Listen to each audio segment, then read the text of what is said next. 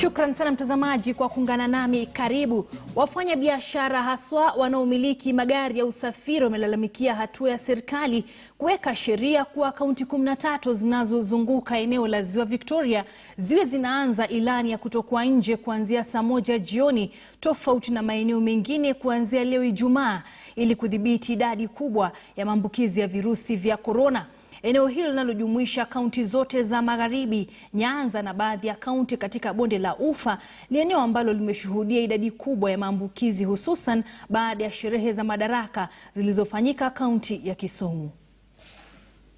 Baada ya serikali kutoa ilani kwamba shughuli zitakuwa zinasitishwa katika eneo la Magharibi, Nyanza na baadhi ya kaunti za Rift Valley kuanzia saa 1 jioni, na watu hataruhusiwa kutoka nje hadi saa 10 asubuhi kutokana na msambao wa virusi vya korona, hususan katika eneo hili, baadhi ya wakazi wamekuwa na kauli tofauti kutokana na hoja hiyo, wakisema kwanza itaweza kuathiri sana uchumi wa eneo hili, hususan ya kwamba itawabidi kuweza kufunga biashara zao mapema kuanzia saa 11, na ambao wameweza kuathirika zaidi ni wale ambao wanamiliki biashara za usafiri hususan za matatu, manake sasa itawabidi kwa wanasimamisha shughuli zao kuanzia saa 11 na kuweza kuhakikisha kwamba matatu zote zimeweza kusitisha usafiri kabla ya saa 1, ambayo itakuwa inawaathiri pakubwa, manake usafiri mwingi katika eneo la Magharibi hufanyika takriban baina ya saa 1 na saa 3 usiku. Tulizungumza na wale ambao wanashughulikia sekta ya usafiri na hiki ndicho walichokuwa nacho cha kusema.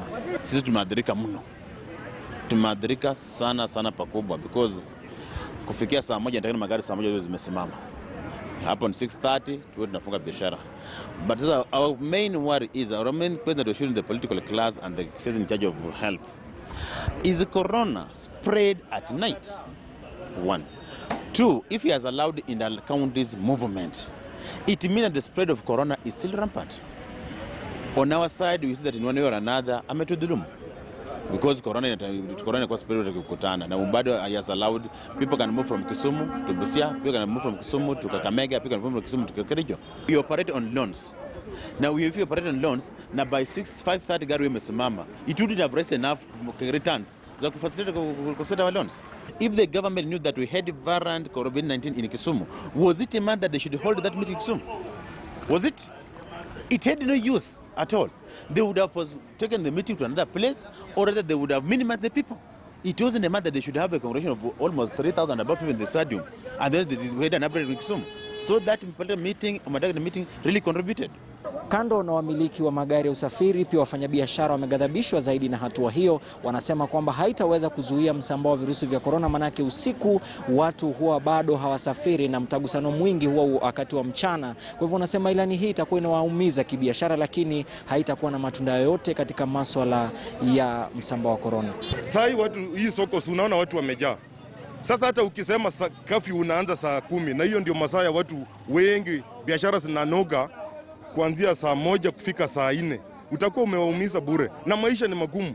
Serikali inatufungia mambo ya kafyu, ushuru iko juu, license huwa watupunguzii pesa za licenses, ushuru hapa tunalipa watu wa county council, na hakuna tofauti yoyote wanatusaidia.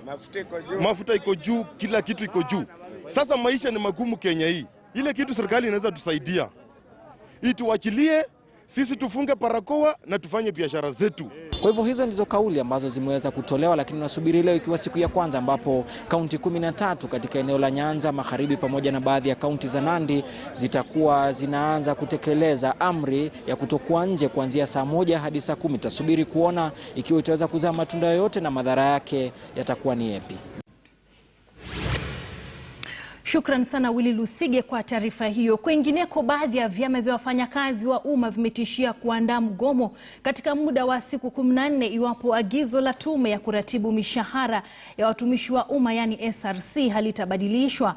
Wakiongozwa na naibu wa muungano wa KOTU Ernest Nadome, vyama hivyo vinalaumu SRC kwa kuamua kukosa kuwaongeza wafanyakazi wa umma mishahara yao chini ya agizo la Wizara ya Fedha. Sasa wanahimiza mazungumzo kufanyika ili kutatua utata huo.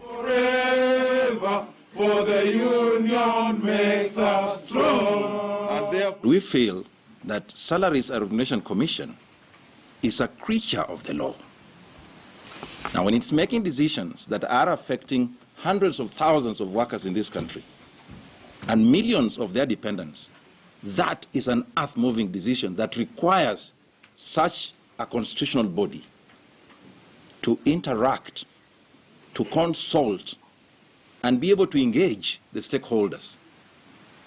Sitting in a corner and making such a unilateral decision is what we are saying no to. We are not going to allow that.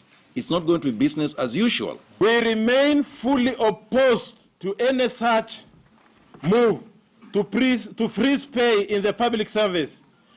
And we are giving SRC 14 days during which it should withdraw this illegal declaration, failure to which the entire workforce within the public service in Kenya will be invoking provisions of our constitution under Article 41D and proceed on a nationwide strike without any reference to the government.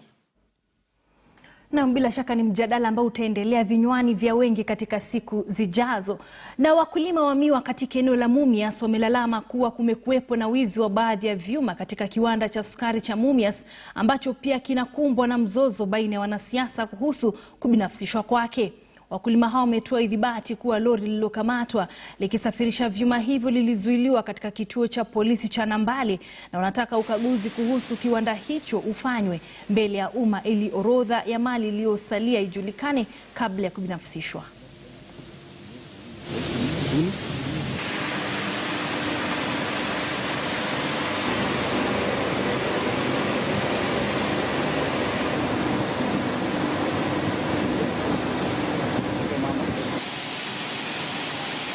Kuna vyuma scrap metals, vyuma kuku ambavyo vimeuzwa kwa hii factory.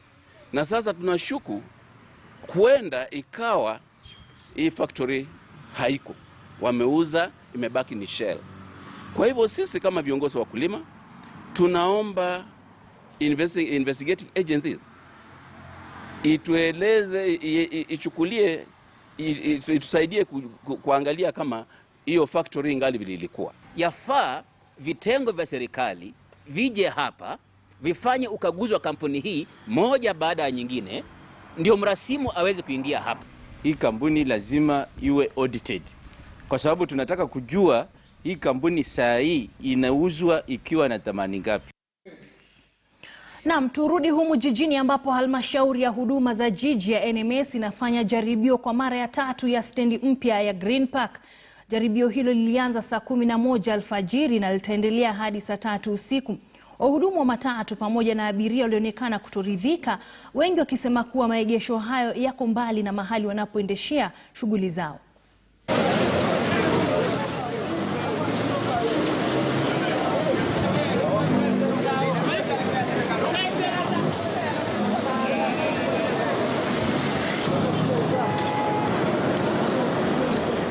Manze, kazi leo imekuwa ngumu sana. Hapa yenyewe serikali inatuenjoy. Hata hatujui vile tutapatia wenye mandai leo offload. Lakini tutangangana. Lakini kazi ni ngumu. I've had to walk from country bus up to here. Almost 45 minutes, so crazy. Yeah. And there are a lot of people, no vehicles. There's slow movement of vehicles. Kama saa inaenda kuchelewa job. Mimi nimeteseka. Sauli hata mwili yangu sio mzuri. Natoka mpaka huko Marikiti, ndio mimi huyu mpaka huko. Nilikuwa nafikiri bali tunachukuanga gari iko, nikakosa. Nikakuja ndio mimi huyu. Na mguu nimeteseka leo, kumekuwa na mateso mingi sana. Sijaona hayo. Sijaona. Sasa ningeambia serikali tafadhali irekebishe na ione wananchi wa kawaida huruma. Sauli tunateseka sisi. Sauli wao wako na magari, wanaenda pahali popote wanapenda. Lakini sisi wananchi wa kawaida tuko na tabu. Tumepata tabu ya kutosha.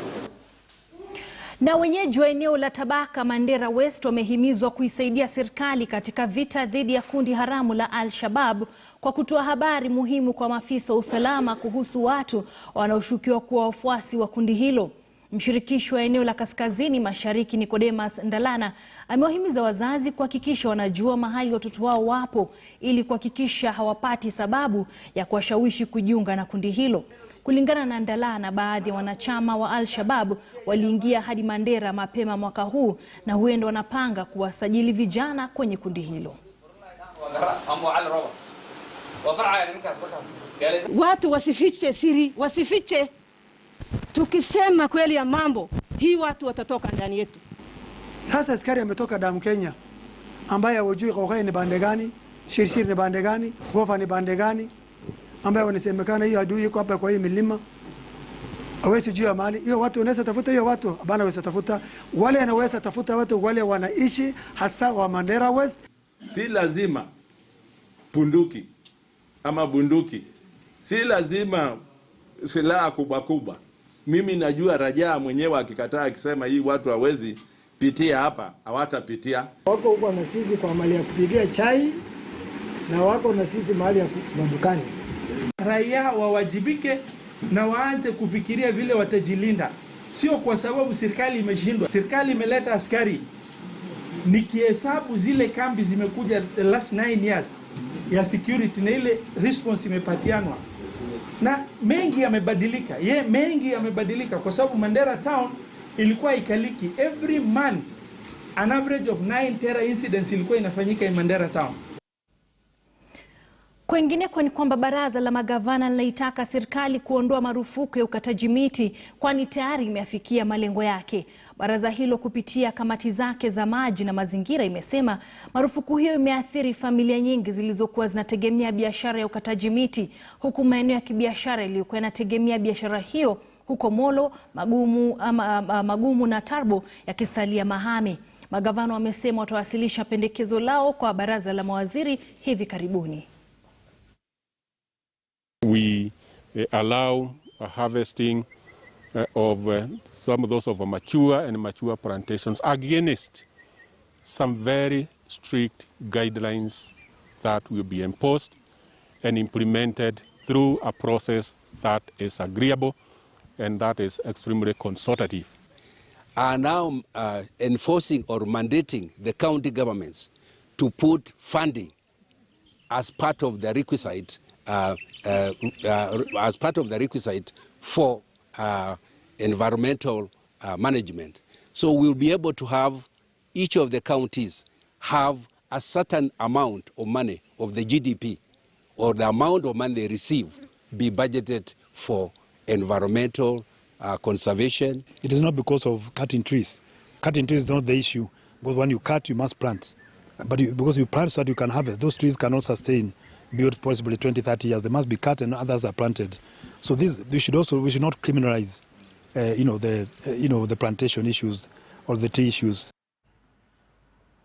Kamati ya kushughulikia mahusiano baina ya serikali za kaunti na serikali kuu imezindua mpango wake wa miaka 5 ijayo. Kati ya mambo yaliyoangaziwa katika mpango huu ni ajenda 4 kuu za serikali, mpango wa BBI na kuunda sheria za kulinda ugatuzi. Spika wa bunge la Seneti Kenneth Lusaka amesisitiza kuna umuhimu wa kuimarisha mahusiano kati ya serikali hizi mbili. In the next 5 years, we as IGRTC seek to engage with the public more widely, robustly, partnering and empowering Kenyans and all devolution partners to embrace cooperation, consultation, and coordination in their relations.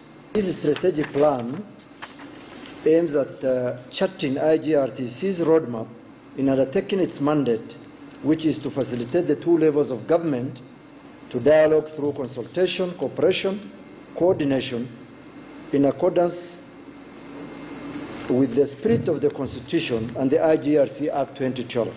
The devolved system of governance provides for cooperation between the 2 levels of government as a medium of operation with a measure of autonomy at each level and with no provision for joint and collaborative actions and decision making. The Senate is fully seized of the critical role played by IGRTC, and we are confident that this strategic plan will further smoothen the process towards actualizing developed systems of government. I wish to appreciate IGRTC for ably implementing the provisions of COK 6.2, that's the Constitution of Kenya 6.2, 187, 189, and the schedules, among other enabling legislations. We in the Senate wish to make our commitment to support you and other intergovernmental relation institutions as you endeavor to ensure harmonious and mutual relations between the two levels of government as we ensure that it's maintained. Wakazi wa eneo la Emutuluk, Kajiado ya Kati wanahofia kushambuliwa na wanyamapori baada ya mtu mmoja kuuawa baada ya kushambuliwa na ndovu. Marehemu alivamiwa alipoenda kumwokoa ajuza mmoja aliyekuwa anashambuliwa na ndovu huyo huyo. Kulingana na chifu wa eneo hilo Isaac Pasua, watu 5 wameuawa baada ya kuvamiwa na ndovu katika kipindi cha miezi miwili. Wakazi wanaelekeza lawama kwa maafisa wa shirika la huduma kwa wanyamapori yani KWS kutokana na kile wanachokitaja kama utepetevu kazini.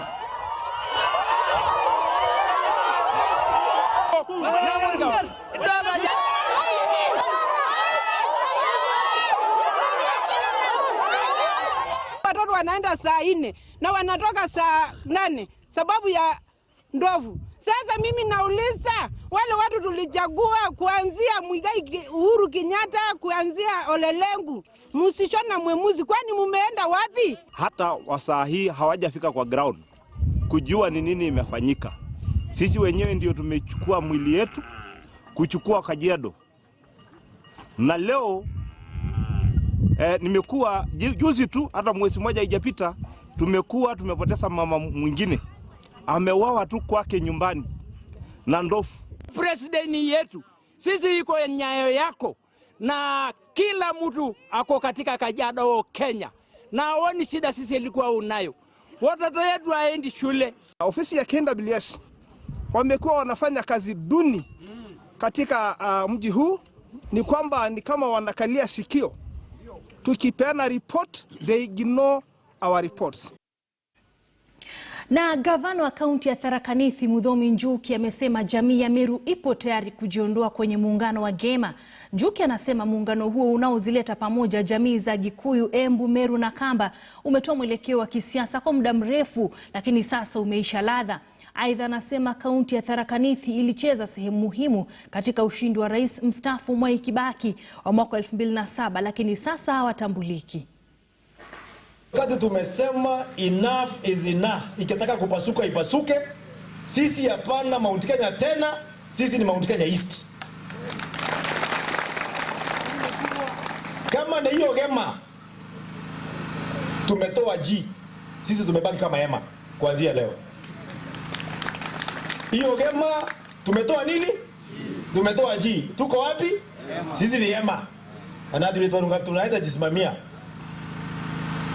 Yaani pale wakati wa kupiga kura nasema kura haiwezi hesabiwa ishe kabla ya Tharaka Nithi haijafika wakati wa kupiga kura.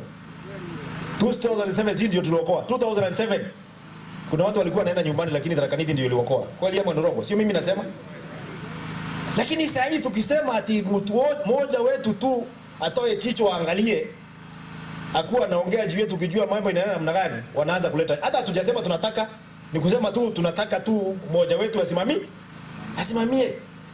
Spokesman. Naam, tukiachana na siasa ni kwamba watu walio na ulemavu katika eneo la Ruiru, kaunti ya Kiambu wamepata afueni baada ya kupokea kadi zitakazowawezesha kupata huduma pamoja na vifaa wanavyohitaji.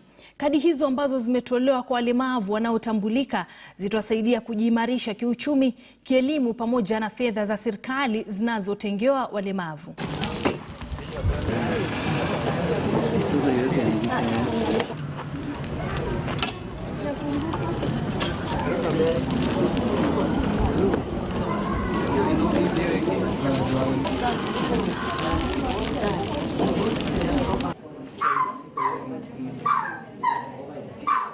Kadi za disability zitaweza kusaidia mtu kuapply ile tax exemption.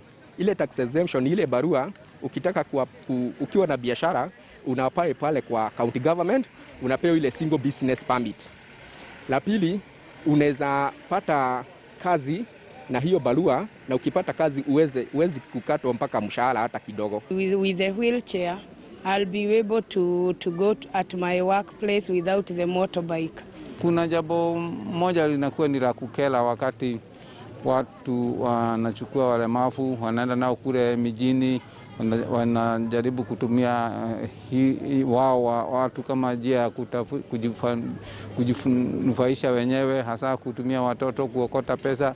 Hilo ni jambo ambalo si la kufutia na ni jambo la aibu kutumia binadamu wewe ujifaidi mwenyewe. Kwa hivyo niombe hilo jambo likome, watu watokee kiwazi. Serikali ya Jubilee inasajili walemavu wote. Visa vya watu kujitia kitanzi vimeongezeka katika eneo la Bureti, kaunti ya Kericho. Akizungumza baada ya kuondolewa kwa mwili wa jamaa wa umri wa makamu aliyefariki baada ya kujitia kitanzi mjini Litein, kamanda wa polisi wa eneo hilo Peter Isanda amesema visa vingi vya aina hiyo vimeripotiwa. Kulingana na Isanda, utumiaji wa dawa za kulevya umechangia kuongezeka kwa visa hivyo. Vijana wameshauriwa kutafuta ushauri badala ya kukatiza uhai wao.